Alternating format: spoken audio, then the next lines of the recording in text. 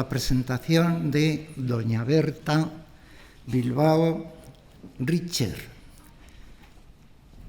Tiene una relación muy importante y en algún aspecto decisiva en relación con la causa de la reina Isabel.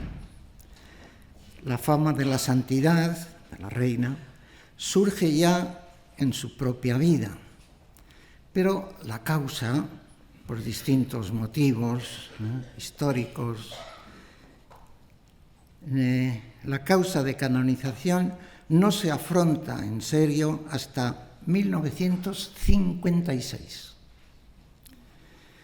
Cuando una jovencísima maestra de Metán, la provincia de Salta, en Argentina, envía una carta al Papa manifestando lo siguiente: hace años que pienso, medito y pido a Dios que ilumine a los miembros del Sacro Colegio para que se cumpla, dice, un acto de justicia con la mujer que mayor gravitación ha tenido en los destinos de la humanidad.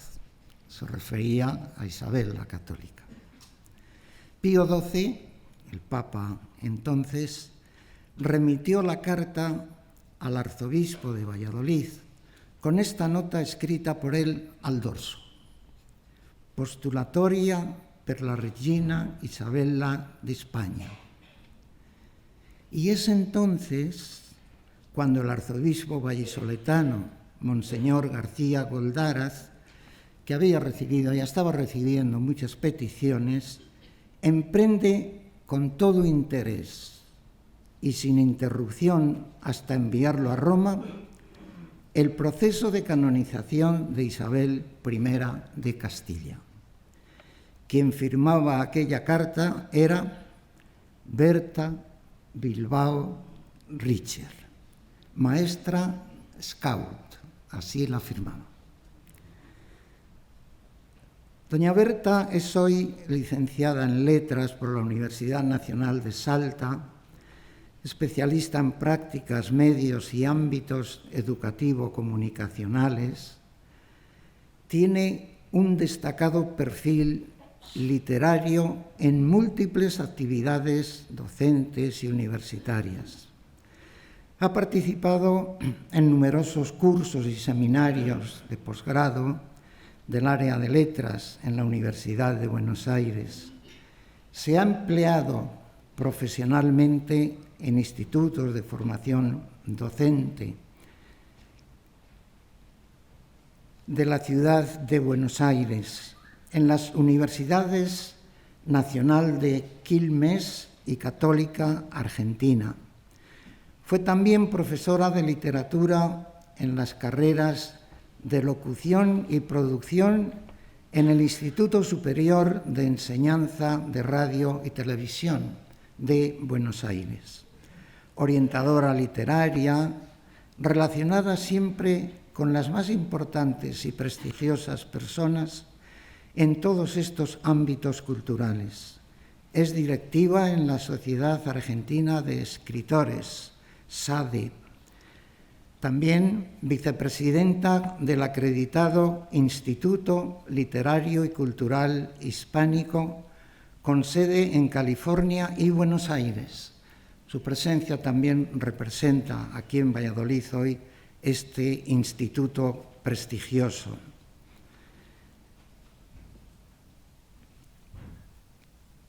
Colaboradora en la revista Alba de América y en volúmenes de la colección de publicaciones de este instituto, con reseñas y ensayos críticos.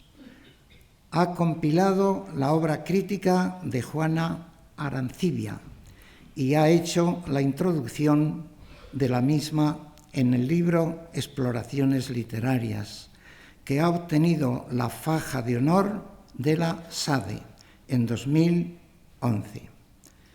Compiló estudios críticos de la obra de Josefina Leiva, poeta y novelista cubano-estadounidense. Es autora de numerosos artículos literarios en diarios de Salta, Azul, Mar del Plata y en revistas dedicadas a la cultura de la ciudad de Buenos Aires y de Estados Unidos. Es autora de prólogos, apéndices, postscriptum e introducciones de numerosos libros de poesía, cuentos, novelas y antologías, etc.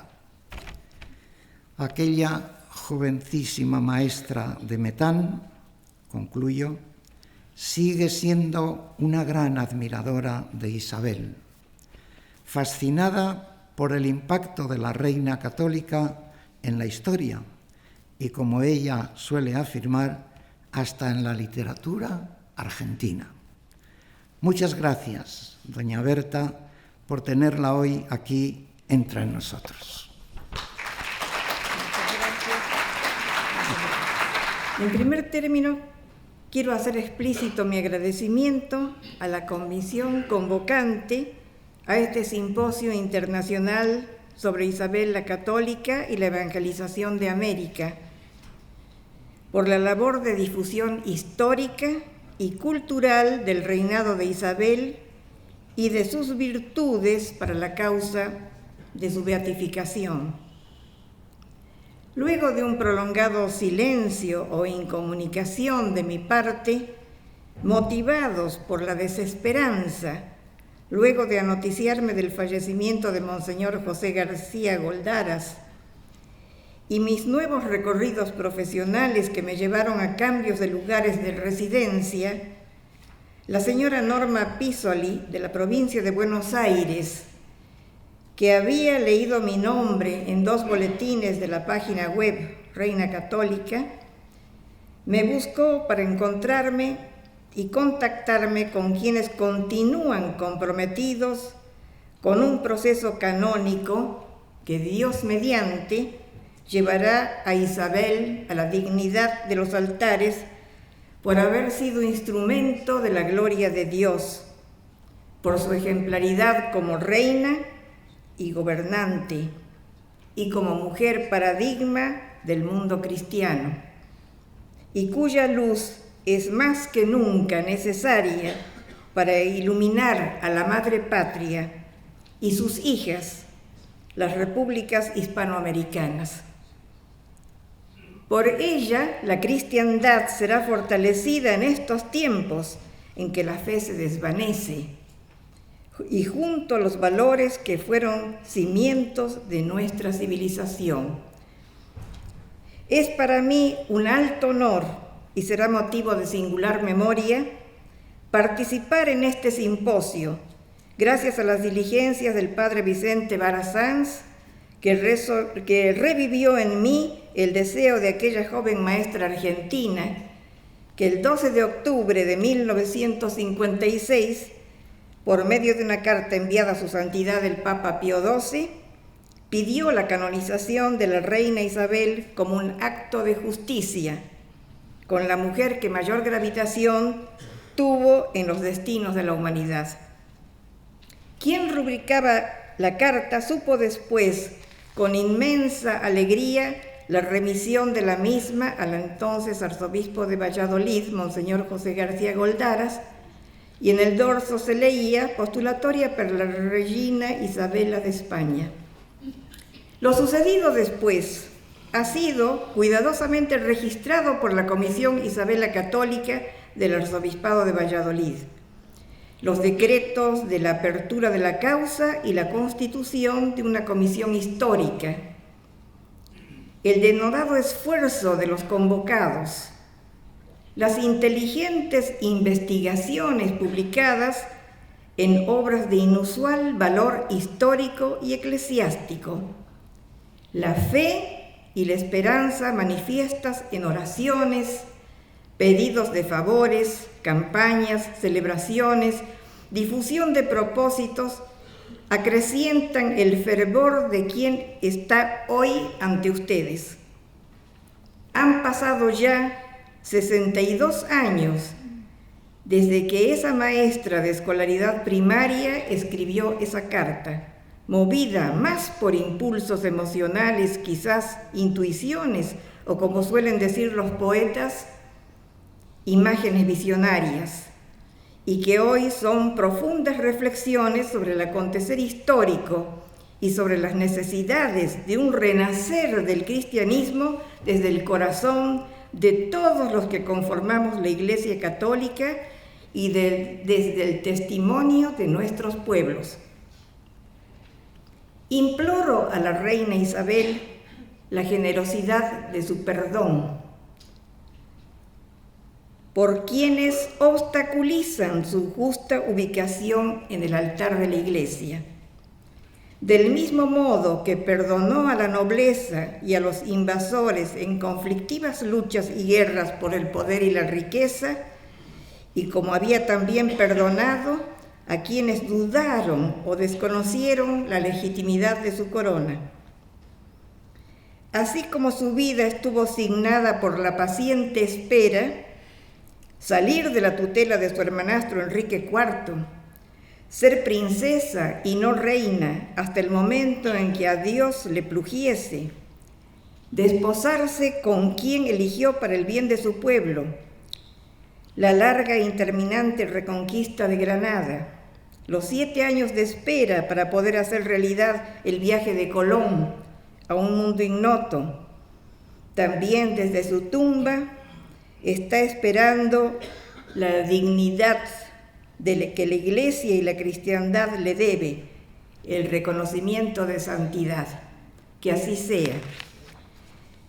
Traigo desde mi país, la Argentina, la representación del Instituto Literario y Cultural Hispánico, ILCH, como vicepresidente de la sede en Buenos Aires, y los especiales saludos de su fundadora y presidenta, la doctora Juana Alcira Arancibia, quien a lo largo de 36 años ha desarrollado desde California una obra de amplia proyección en lo que se refiere al estudio y crítica de la literatura hispanoamericana y a la promoción de escritores que comienzan a dar a conocer sus discursos literarios a través de la revista Libro Alba de América, órgano de difusión del ILCH y la plasmación de su espíritu colectivo.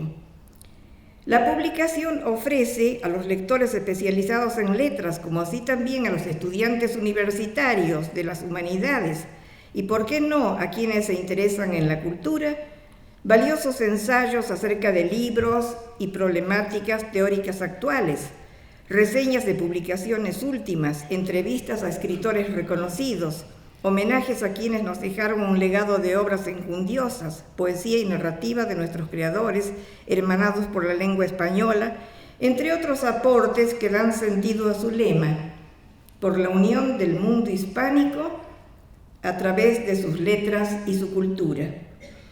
Colecciones de libros bajo el título Estudios Hispánicos, narradores del siglo XXI, poesía del mundo hispánico, novela histórica, literatura y sociedad, la mujer en la literatura y literatura infantil y juvenil. Dan cuenta del propósito de establecer un puente cultural hispanoamericano y de entablar un diálogo intersubjetivo que hace posible el conocimiento y verdadero acercamiento de los pueblos, para la necesaria paz sin la cual no es habitable el mundo. Y aquí quiero hacer una interrupción para contarles que es casi imposible enviar libros de la Argentina a España, porque hay una serie de restricciones que hace el gobierno de España. No aceptan libros, no sé si argentinos o de otros países del mundo también.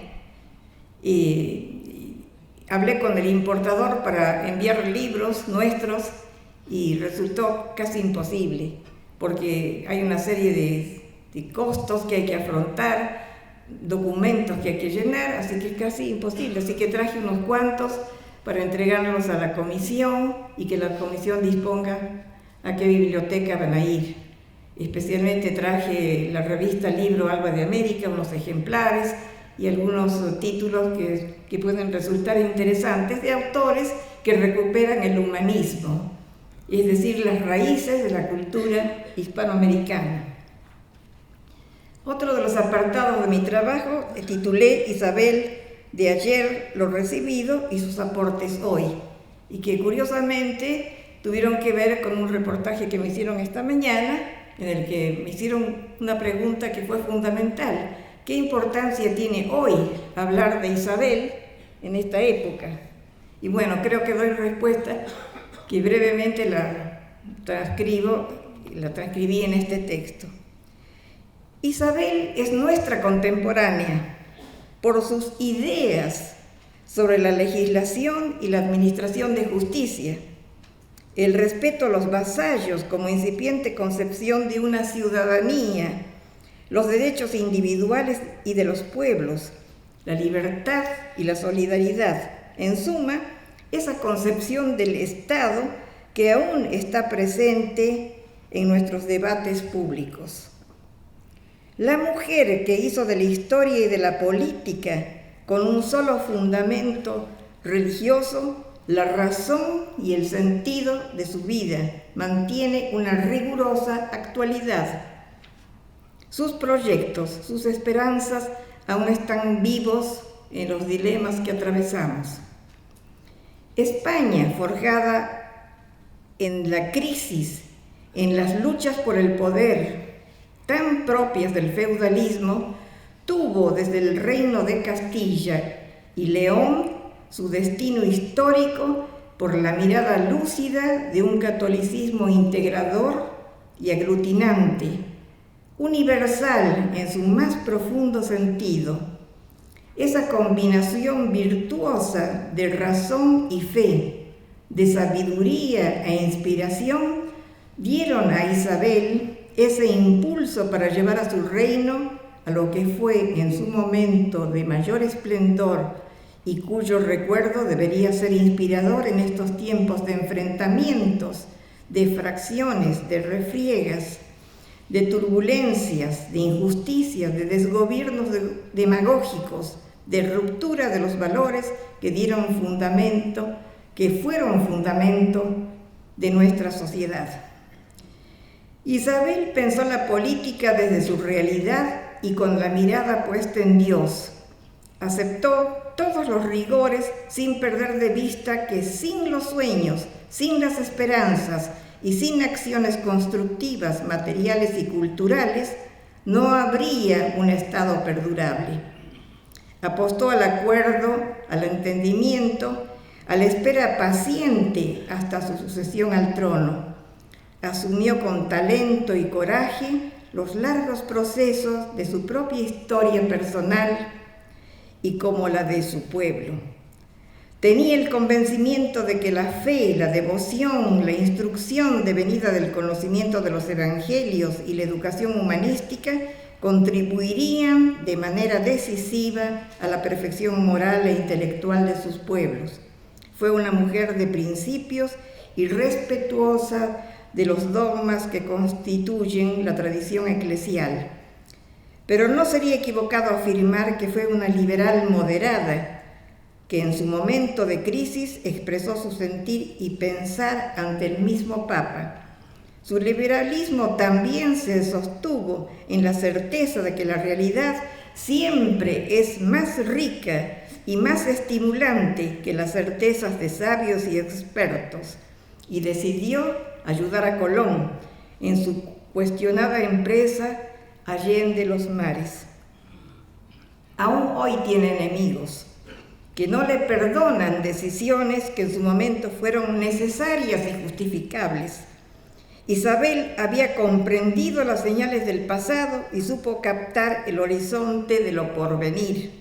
Es por eso que sus diarias decisiones sobre hechos vertiginosos y complejos le exigieron valentía, y esa comprensión proveniente de su sensibilidad, de la escucha de sus confesores, del consejo de los grandes, de su experiencia, pero también de su reflexión rigurosa y de esa fe en sentirse un instrumento de la divina providencia. De ahí sus certezas acerca de lo que debía ser, momento a momento, hasta en los imponderables íntimos de su propia existencia. Austera por temperamento y también por convicción, seria y formal, comprensiva y tolerante hasta con quienes pretendieron dañarla, valiente, crecía en el sufrimiento, en las ingratitudes y en la derrota. No se ufanaba de las victorias ni de su poder creciente por la humildad que los franciscanos supieron transmitirle. Se granjeó una suerte de santidad por sus contemporáneos. El crecimiento de su aceptación como monarca y la notoriedad que fue alcanzando no la ensoberbecieron a pesar del notable influjo que desplegaba a su alrededor. Consciente de la aventura que significa el uso de las diferentes lenguas en el territorio de Hispania, se afanó por comprenderlas y hacerlas propias, como lo fue el castellano en su siglo, que Nebrija fijó en sus escritos y en la monumental gramática castellana. La reina tuvo la percepción de que la lengua de uso influye en nuestro entendimiento, porque es vehículo de nuestro pensar y sentir y también está consubstanciada con nuestro cuerpo y nuestros sueños. Es por eso que facilitó las traducciones de los evangelios y de los textos adecuados para la formación de la juventud. Su preocupación por la educación de la mujer, desde sus hijas a las jóvenes de la corte, es una acción anticipatoria del feminismo. Fue una decisiva defensora del estudio de las humanidades. La reina dispuso que su hijo Juan debía ser educado en las ideas y el conocimiento clásico que ya circulaba en toda Europa occidental. Pidió al humanista italiano Pietro Martire que fuera el tutor del príncipe y enseñara también a sus amigos que no solo se convertirían en eruditos clasicistas, sino que los nuevos conocimientos del Renacimiento serían una marca de la corte. También las hijas de la reina, bajo la tutela de Alessandro Geraldino, se hicieron hábiles latinistas. Erasmo ponderó la admirable cultura española y la puso de modelo ante las naciones más cultivadas de Europa. Isabel posee una luz nueva para sus súbditos e hijos hispanoamericanos de hoy. Aporta una valiosa exégesis histórica, teológica y cultural. Quienes intentamos comprenderla para ser mediadores de su vida y obra, pretendemos ser pontífices en estricto sentido literal, ya que intentamos tender puentes entre orillas apartadas, España y todos los países de habla hispana, el medioevo y la época actual. Pretendemos ver y escuchar sucesos, datos, documentos que orientan, develan, informan desde un escenario dramático en el que Isabel aparece como una figura dominante.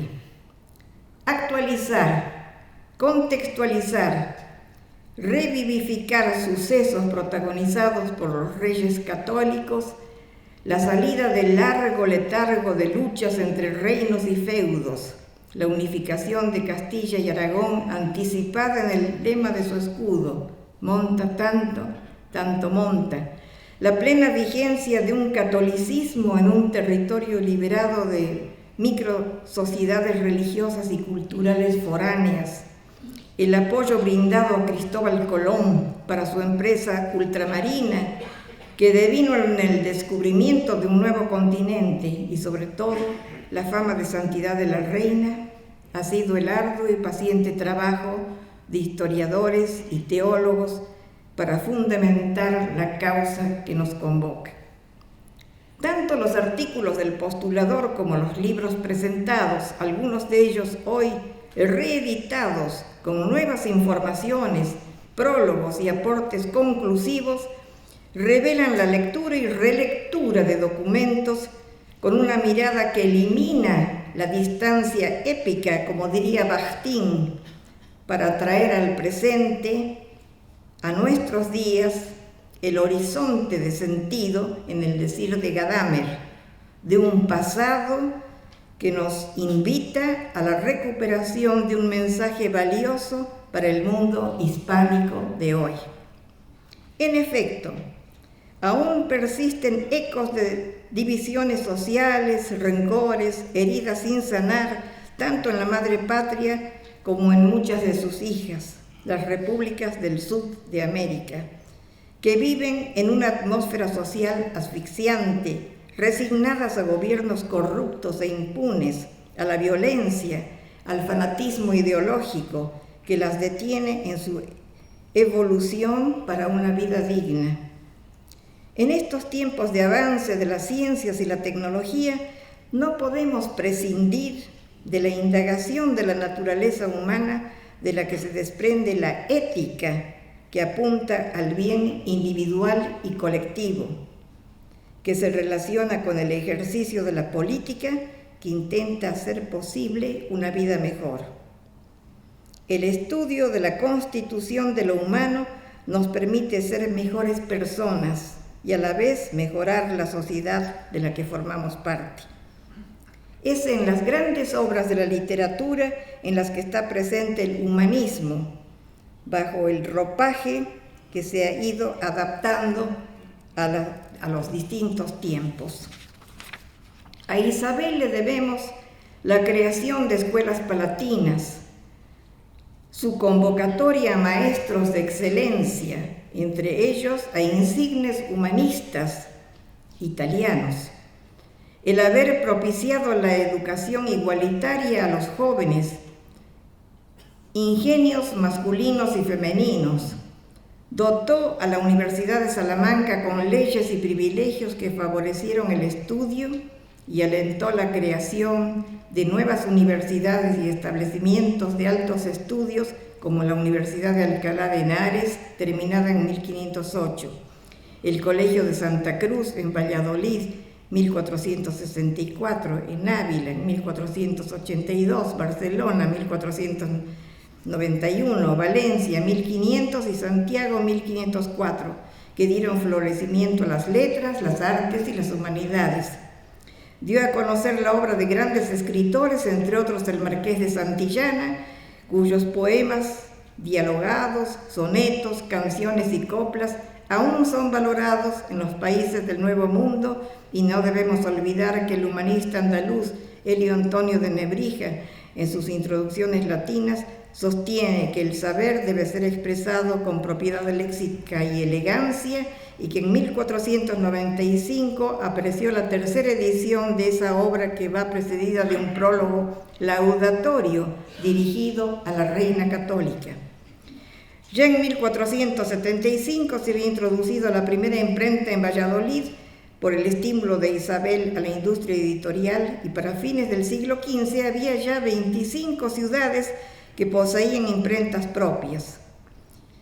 Por todo esto podemos afirmar que nuestra reina fue protectora de las letras y de las artes, una verdadera precursora de la modernidad, como lo afirma Nancy Rubin, la primera reina del Renacimiento.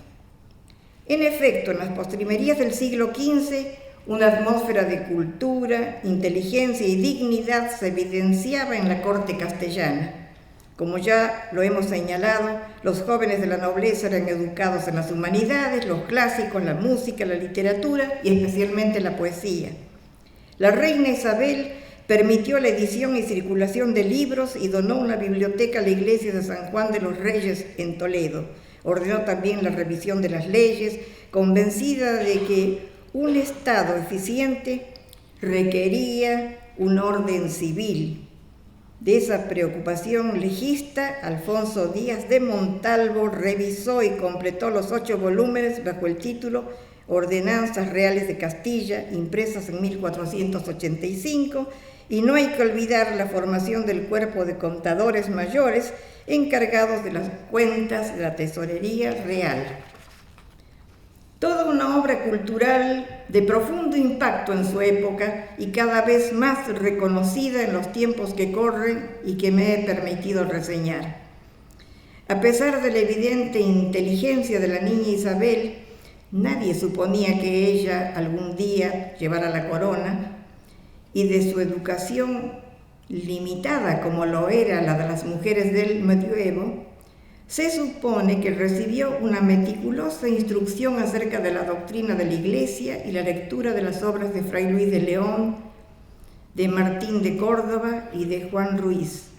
Algunos biógrafos no excluyen sus conocimientos de historias del rey Arturo, de las aventuras de Bernardo del Carpio y el poema épico de Mio Cid, autores y obras que permanecen en los programas de estudio de las cátedras de literatura de mi país.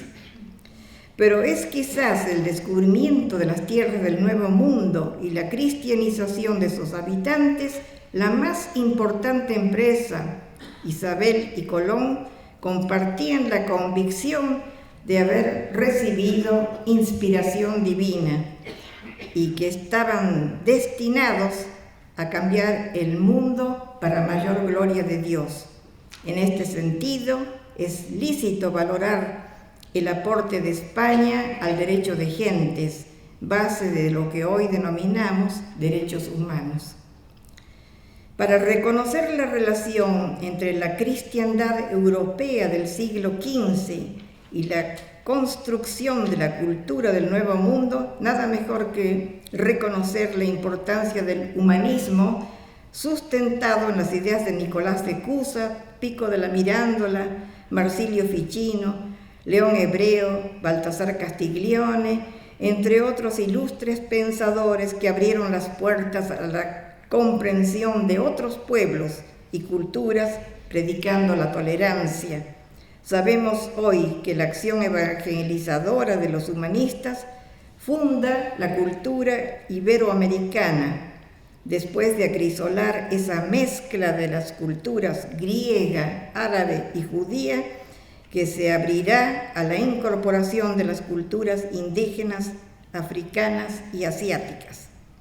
Marcel Bataillon afirmó que la modernidad se hace posible por el humanismo español y que fue la literatura la mayor difusora de las convicciones del humanismo, que hace posible la reconciliación de la razón, del libre pensamiento, de las ciencias, del arte con la fe. El debatido tema de la conquista y colonización y sus circunstancias dramáticas, habida cuenta de que toda historia es cruenta y abarca también las iniquidades y las confrontaciones, merece el reconocimiento de una nueva cultura que surge bajo el signo amalgamante del cristianismo y el legado de un escenario ecuménico en el que distintas etnias aborígenes descubrieron la posibilidad de su mestización y convivencia. No puede desconocerse la obra misional y educativa de las órdenes religiosas, cuyos sacerdotes y frailes no solo predicaron y educaron, sino que también compusieron vocabularios y gramáticas, tradujeron catecismos y oraciones en lenguas aborígenes. Se produciría así la conjunción del saber humanista tendiente a la interpretación de otras culturas con el contacto efectivo entre españoles y naturales. Por otra parte, el espíritu religioso se advierte en las crónicas, cartas, testimonios y obras literarias escritas en América, obras que constituyen la fuente historiográfica de América. A hombres de la Iglesia como Montesinos y Fray Bartolomé de las Casas les correspondió alertar sobre los abusos de la conquista. El investigador chileno-canadiense Manuel Joffre, en su Iberoamericana, una historia crítica de los procesos culturales que nos atañen y cuyas palabras preliminares tuve el honor de rubricar, dedica un capítulo a las casas y la brevísima relación de la destrucción de las Indias.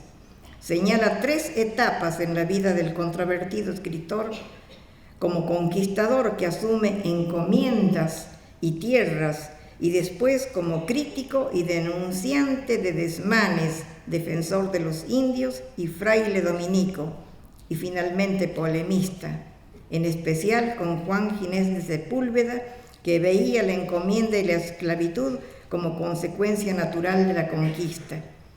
Las casas distinguen, en cambio, el derecho divino que emana de Dios y del que son depositarios los reyes de España, y el derecho que él llama de gentes que proviene de los subordinados o vasallos. Ese derecho de gentes, que es el germen de los actuales derechos humanos, proviene del pensamiento de Isabel. El pensamiento crítico y reflexivo de la modernidad no ha logrado borrar la permanencia de fuertes núcleos ético-míticos que sustentan la peculiar cosmovisión indomestiza de la América hispana. Esa cosmovisión irradia sobre toda la cultura y se evidencia más intensamente que en otras expresiones del hombre en el arte, en especial en la literatura. Se trata de una literatura que nos permite reconocernos en una tradición cuya bipolaridad, sedimentación, renovación garantiza su doble carácter, raigal y anticipatorio o prospectivo.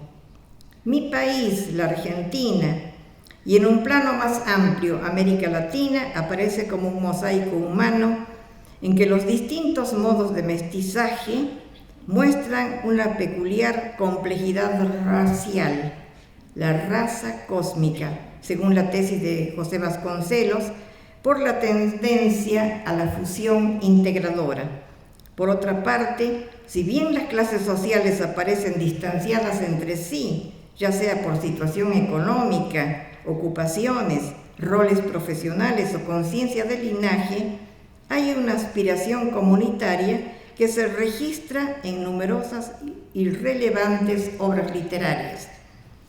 En otros términos, la sociedad latinoamericana, pese a sus estratos disímiles, muestra algunos rasgos coincidentes que conforman un ethos común: el arraigo a la tierra, la particular vivencia de la temporalidad y la religiosidad.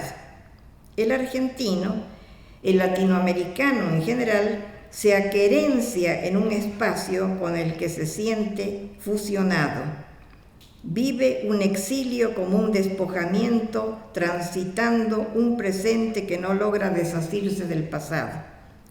La religiosidad, expresada de manera más o menos fiel por el catolicismo heredado de España, por la fe mágica de las comunidades aborígenes subsistentes o por el novedoso sincretismo de ambos, otorga al iberoamericano una cosmovisión religante que descubre relaciones entre las cosas y los valores del universo y que funda una ética de solidaridad.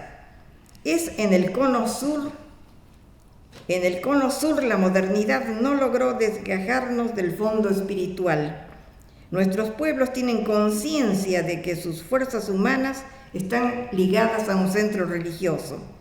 La religión en América profunda no es autónoma ni un asunto privado. Por el contrario, dinamiza una sociedad sacralizada, por lo tanto es asunto comunitario, como se percibe en las fiestas patronales, cultos locales y ceremonias rituales diversas. Esta singularidad de América exige la revaloración del mito frente a logos, de la fe frente a la razón, del nosotros como sujeto cultural comunitario frente al yo propio del individualismo que exalta la modernidad, o al sujeto deconstruido de la posmodernidad. Fue el humanismo español el modo católico de apertura a los nuevos tiempos y fue la literatura la difusora de sus convicciones. El mundo americano, por designio providencial, es un escenario ecuménico que alberga pueblos de diferentes raíces étnicas, donde es posible la mestización y la convivencia pacífica. Es en Castilla de los Reyes Católicos donde se había dado el triunfo de la cultura católica, ya sea por los humanistas españoles educados en Italia y por los humanistas italianos residentes en España, como Lucio Marineo Sículo y Pedro Mártir de Anglería, ambos comentadores de poetas latinos en la Universidad de Salamanca, a lo que es lícito agregar las traducciones en latín y griego, la pacificación de la región y la personal participación de Fernando e Isabel, más el impulso del cardenal Cisneros con la fundación de la Universidad de Alcalá de Henares. Como es posible leer en la enciclopedia Ger, el humanismo español tiene características propias, su clara inspiración cristiana, la presencia del espíritu religioso, la coexistencia de lo popular y lo universal y el orden moral con orientación ética. Cabe recordar también que Beatriz Galindo, preceptora de la reina Isabel, fue una humanista dedicada a las letras. La imagen de un medioevo antihumanista y un renacimiento radicalmente pagano no resisten hoy el análisis histórico ni la consideración de un mito ideológico, como tampoco la oposición medioevo-renacimiento, entendida como tinieblas, luz, es aceptada. Colón fue el portador de una misión histórico-social consciente y decidida. Isabel fue insistente en la consideración de igualdad de los aborígenes. De la madre España y de su reina Isabel heredamos el humanismo católico y la Iglesia puede abrir hoy en América nuevos surcos para un futuro. Si bien las luces y las sombras de la conquista han sido registradas y enjuiciadas, por un lado, las tendencias antropológicas y marxistas de indigenismo, y por otro, los hispanistas que vieron la colonización como ofrenda pacífica y civilizadora.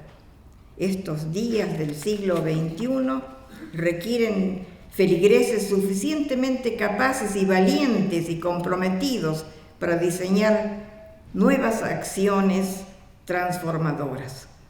Hoy América recibe nuevas formas de conquista y nefastas formas de dominación. La salvación no tiene ya un sentido netamente escatológico que apunta a la otra vida, al cielo, sino la liberación de los males de la posmodernidad. La ambición de riqueza, el egoísmo, la lujuria, la violencia, la delincuencia, la corrupción de los gobernantes. Isabel es ejemplo de bondad, caridad, fraternidad, de gobierno al servicio del prójimo, y evangelizar es hoy orientar a la gente para que se autovalore y dignifique, porque la evocación de tiempos idos no puede llevarnos al pasado.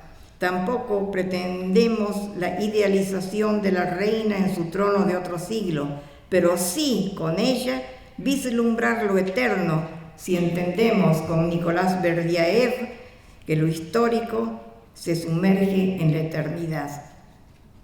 La búsqueda del pasado que se homologa con la vuelta a nuestros orígenes significa para nosotros los hispanoamericanos el fortalecimiento del sustrato espiritual que hará posible la superación de la crisis axiológica del mundo moderno.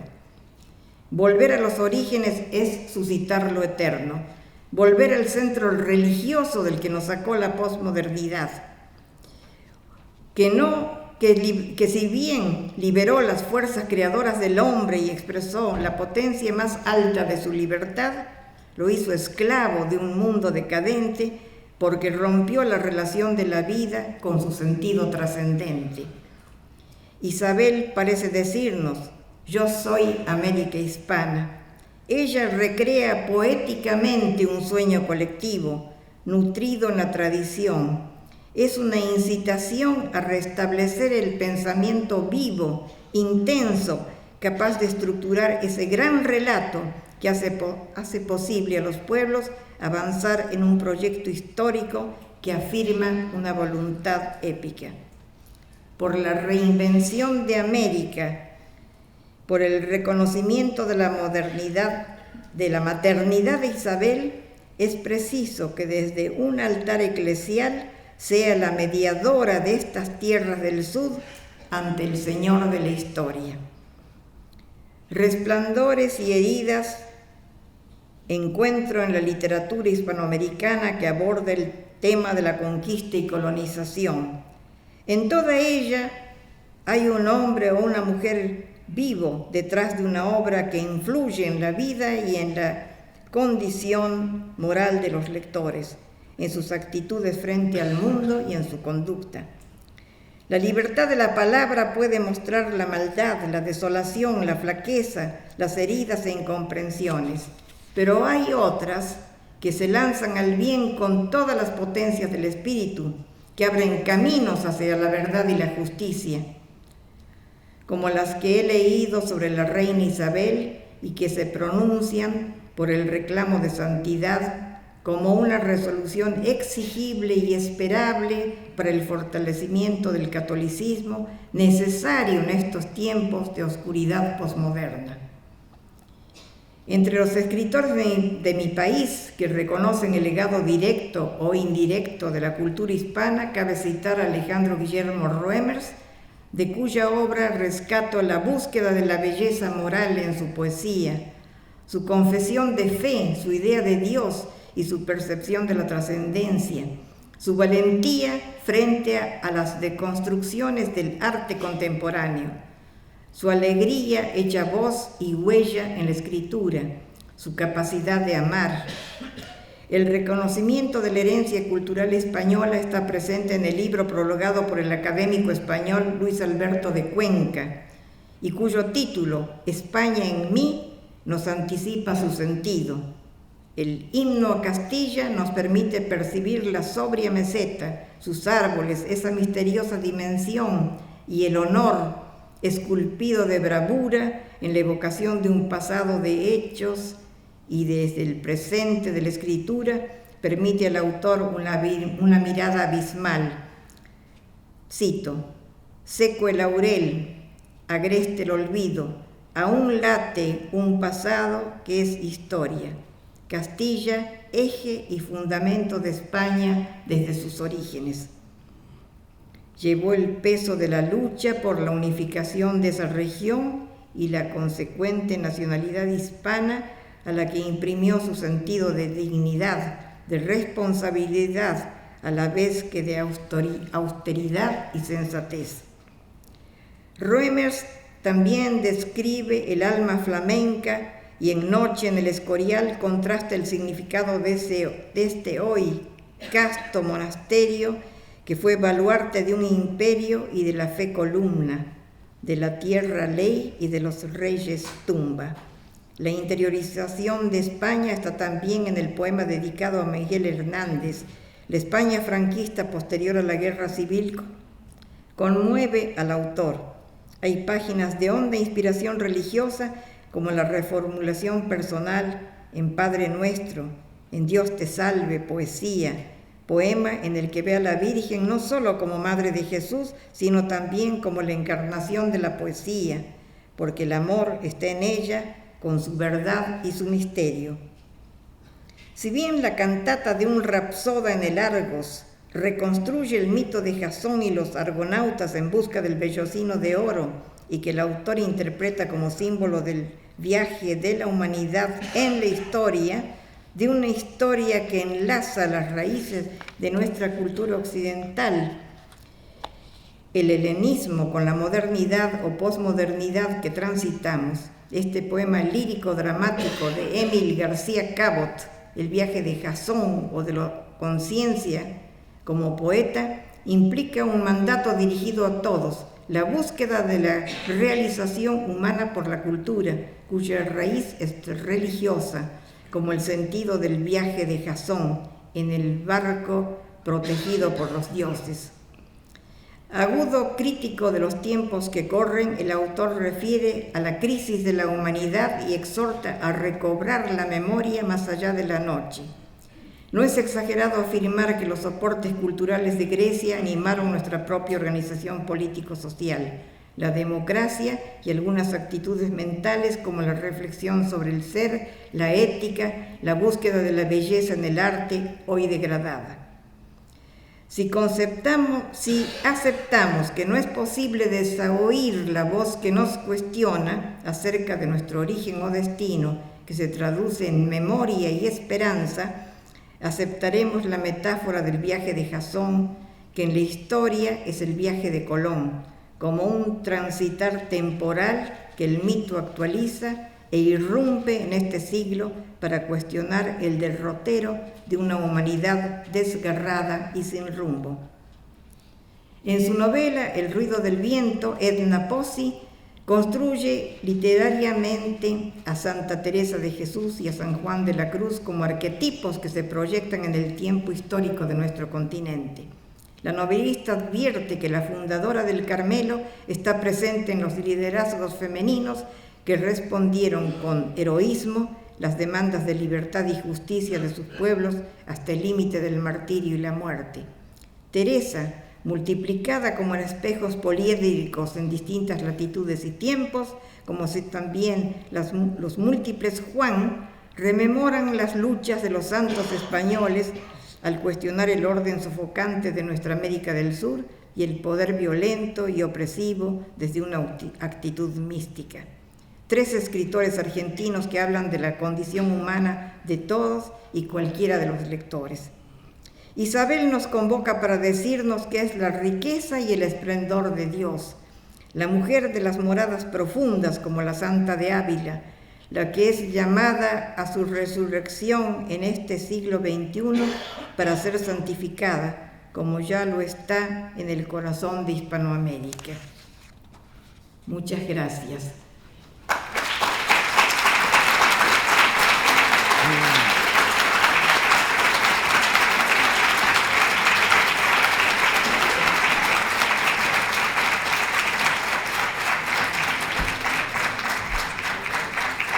No sé si quieren hacer alguna pregunta, si tienen interés en saber algo en especial. ¿Sí? ¿Cómo se le ocurrió escribir la carta y se podría haber ocurrido a cualquier personaje? ¿Qué intuición? Bueno, como dicen grandes estudiosos de la psicología profunda, como Carl Gustav Jung, que habla de las sincronicidades, es decir, de las conjunciones de distintos tiempos, y también, como dicen algunos teólogos, que en algunas ocasiones se produce la irrupción de lo sobrenatural en el plano de la vida cotidiana de los seres humanos, y que muchas veces nosotros no escuchamos porque no damos importancia a esas intuiciones que pueden o no ser profundas y que se desarrollan en toda vida humana. No creo ser una excepción. Creo que todos nosotros en algún momento de nuestras vidas hemos recibido intuiciones o especies de mandatos que no sabemos a qué se deben. Yo no podría explicar, por eso, de manera concreta, cómo se me ocurrió desde muy niña, podríamos decir, con decirte que mi primera muñeca se llamó Isabel y solía vestirla con ropa española. Y no sé por qué. Cuando fui maestra me dieron el tema para hacer una práctica escolar como maestra de primaria para un 6º grado y me pidieron el tema del descubrimiento de América. Y en ese momento se me ocurrió que Isabel, a pesar de ese mito de que entregó sus joyas para el viaje de Colón, y pensé que Isabel tenía muchísima importancia. Y resolví hacer la primera carta al presidente de la República Argentina, obviamente, y el presidente me respondió que él no era quien debía iniciar ese proceso, sino que debía dirigirme al lugar del nacimiento de la reina. Y bueno, entonces hicimos averiguaciones y me dirigí al arzobispo de Valladolid y también al Papa. Grande fue mi sorpresa cuando recibí carta del arzobispo de Valladolid y me decía que habían dispuesto el proceso de canonización y que habían encomendado a una misión de historiadores y teólogos estudiar a fondo la vida y la obra de la reina Isabel. Entonces grande fue mi sorpresa al ver que esa intuición, podríamos decir, o como dicen los poetas, imagen visionaria, había tenido resultados. Después, lógicamente, hubo un proceso, un largo tiempo de desesperanza para mí, porque perdí el contacto con esa comisión, y por otra parte vi que no ocurría nada, que no pasaba nada, era un tiempo casi de espera. Y bueno, y ahora asocié que hay un tiempo de espera en todo. También Isabel vivió ese gran tiempo de espera hasta recibir la corona y hacer todo lo que hizo. Y bueno, habrá que seguir esperando, digo yo. No sé qué dice el postulador actual, qué esperanza podemos tener. Yo creo que el solo hecho para mí una sorpresa de ver esta cantidad de público, y me contaron las hermanas de la comisión que hubo una cantidad de solicitudes para venir a este congreso. Me da nuevas esperanzas y creo que es necesario fortalecernos y seguir luchando por esta causa, que pienso que le haría muy bien, no solamente a España, también a todos los países de América Latina. ¿Tiene pensado comunicarse?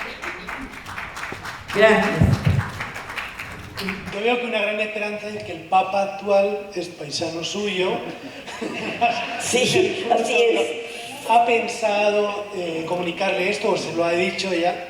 Yo espero que sea la comisión la que se encargue ahora de esto, porque pienso que la misión mía, como soy, nunca traté de hablar demasiado de este tema, ni aún ante mi familia, porque parecía algo utópico, algo inalcanzable, y en mi país, bueno, hacen malas interpretaciones, pueden decir que yo estoy defendiendo la monarquía, y se olvidan que nuestros libertadores, que pertenecieron a la Orden del Sol, que propiciaba la instauración de una monarquía en América Latina, y que esa monarquía estuviera encarnada en los descendientes de los incas, ¿no?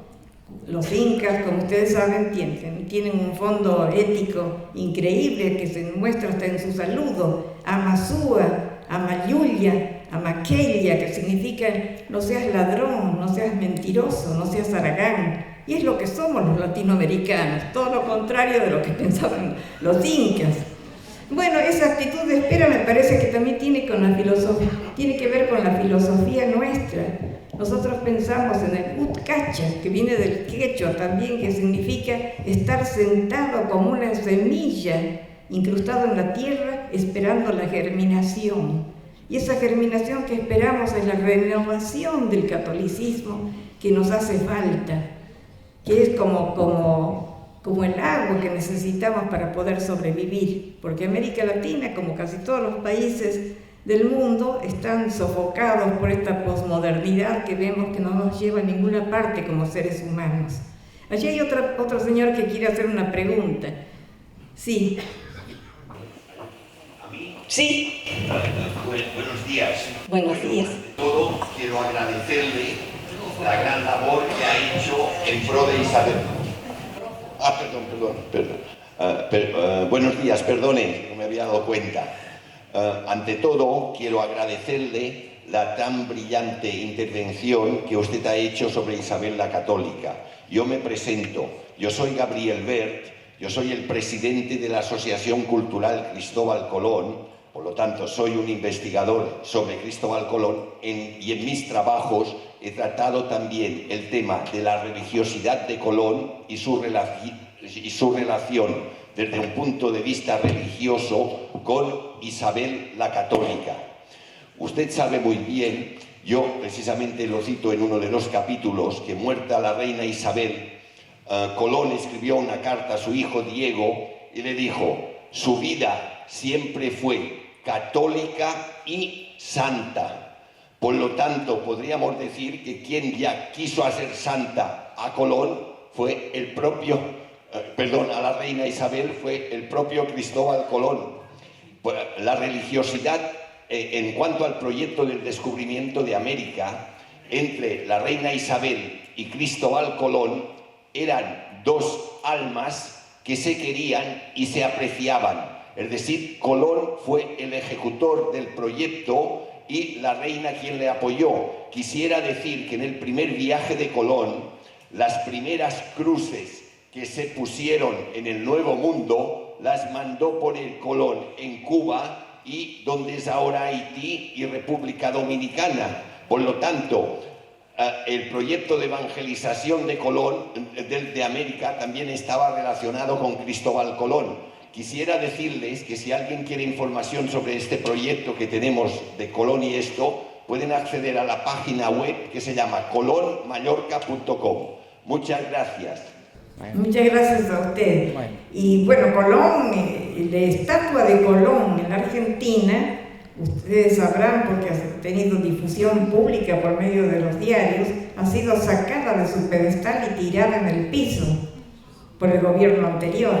Eso ha sido un gran dolor para todos los católicos argentinos. También ha ocurrido en Venezuela. En Venezuela también la tiraron, pero en Cuba la conserva muy bien. Muchas gracias. Bueno, muchas gracias a todos. Necesitamos un receso, porque a las 12 pues tenemos otra ponencia y vamos a descansar un poco, ¿eh? Hasta luego. Muchas gracias.